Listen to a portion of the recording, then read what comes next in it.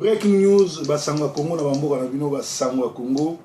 Lokola nan koyoka te, ezali proverbe 30-30, on dirait qu'il y a Mongalema.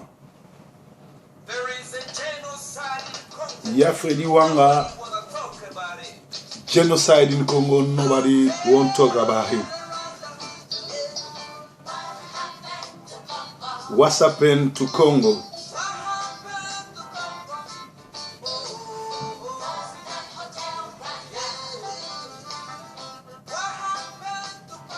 What's happened to Congo? Kabila is killing people, nobody is talking about that. Likolo, il y a diamant, il y a coltan, il y a uranium. Voilà, les Rwandais arrivent au Congo et commencent à tuer les Congolais. Il achète le silence des Congolais moyennant des dollars qu'il a trouvés au Congo. Mon peuple est en train de souffrir. Congolais, bakoma ko kataye. Basi ya zemi kobimisa bango bazemi koboma bana na Beni, na Rutshuru, na Est du Congo, sous le silence de tous les Congolais, diaspora y compris, ba pasteur, ba église, ba kanga munoko baloba elo monte. Ya Freddy, toka basi. C'est ma basi. Fathers died. Mothers died. Children's crying. Ba papa bazo kufa, ba maman bazo kufa, bana bazo lela, bana bazo piller, bazo violer, baza ko nyokola bango, ko mutiler bango, ata mutazo lobate. Ya Freddy, c'est ma basse.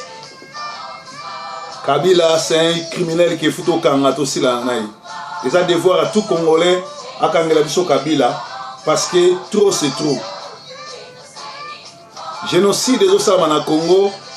Bato bazolo bango te totika ba discussion ya liwa papa Wemba ya bana papa Wemba kufi na poison comme un combattant totika dossier wana tokota na dossier comment kosila na Kabila.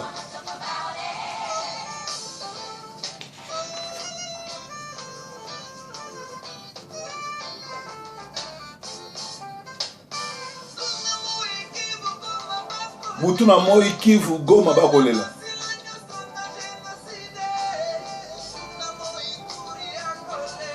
Ituri n'en parlons pas. Tina Kinshasa et comme Golela. Bana basi na génocide.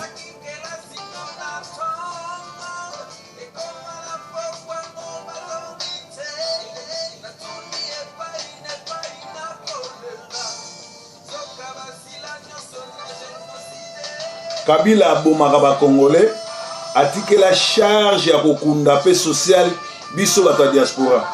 Do yem tazo boma batu olia boma mbongo na biso mtezo kunda bibembe wana likolo ya mutu makasi, likolo ya ba faux église, likolo ya ba faux combattants, likolo ya ba corrompu, likolo ya ba médiocre.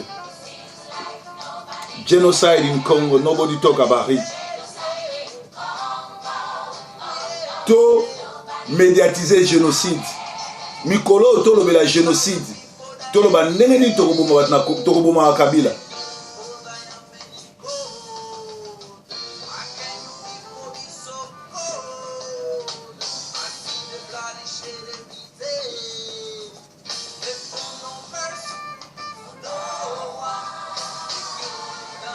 Likolo ya coltan, likolo ya uranium oyo ake kopesa na Corée du Nord po babundisa ba américain kotika Kabila a continuer ezali ko prolonger souffrance ya ba Congolais.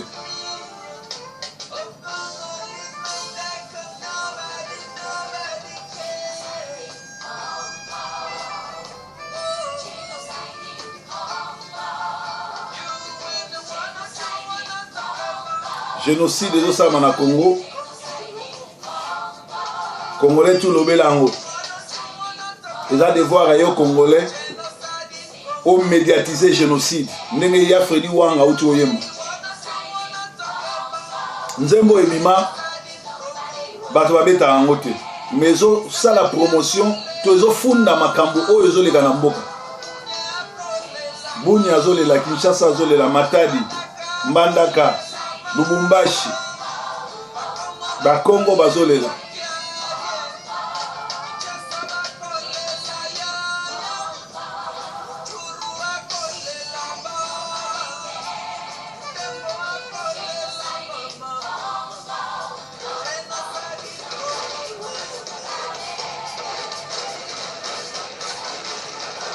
wana masasi et comment kobeta mikolo nyonso na Congo.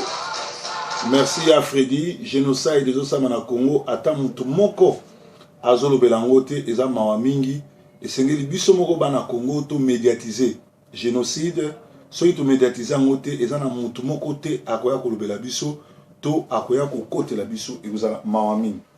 Alors Kabila azoboma ba Congolais diaspora nde kundaka tala nde basakani na biso ye mutu abomi ye mutu azofuta ba Congolais te akangi social a freiné développement à Congo na facture na biso pona nini parce que biso tout wana poto toza bomo côté l'église est divisée biso bien église sangisa ba médiocre ba koti na kati ya combat batu batanga te bani ba koma ba leader suka nango so bapesi bango 2000 3000 4000 euros basopani Kabila zo boma mais ba Congolais ba bakunda eloko wana futo tikango to 600. Délégation à G7 et Kiti Amérique, kokutana na ba administration américaine, mais wapi IDPS na opposition, au babengi opposition citoyen. Depuis quand G7 est commis kokende ko négocier en Amérique, bango batu ba diriger 15 ans durant na Kabila, na fin mandat na bango, ba salige ba lui ba commis opposition, pe bozo croire na bango. Après avoir passé plus de 10 ans avec Kabila, plus de 15 ans avec Kabila, comment sont-ils devenus sains et fréquentables? Batouana, après avoir passé 10 ans, 15 ans avec Kabila, Neni Bakoumi Basantu, pe Bakoumi fréquentable. Les abagés, Bazo Sakana na démocratie na Congo. Na émission na ya samedi na Tongo, na ko expliquer bino na WhatsApp no ba vidéo bo mona ndenge ni bazo kata ba Congolais, bakangi bango basinga, bazo kata bango mike. Donc normalement biso ba Congolais faut stopper ba site nyonso ya mike la kaka batu buzo batu et tout telemela si génocide to stopper total ndenge nini tokoki kokanga Kabila ou tokoki koboma ye parce que akoki kotika la président Congo te kotika la président Congo elakisi ko bakisa sous souffrance na Congo pona ba Congolais. Kagame atindi batu na ye en complice na Kabila na Beni pona pétrole pe gaz côté à Kivu kuna ba boma ba détruire bato tout bazoboma na côté est kuna bazoboma ba on a mindu qui est na Corée o Kabila auto signé contrat na Corée azui ba iranien ma pesi ba communiste pour na détruire pour na rebondisa ba américain et puis ko bundisa mokili.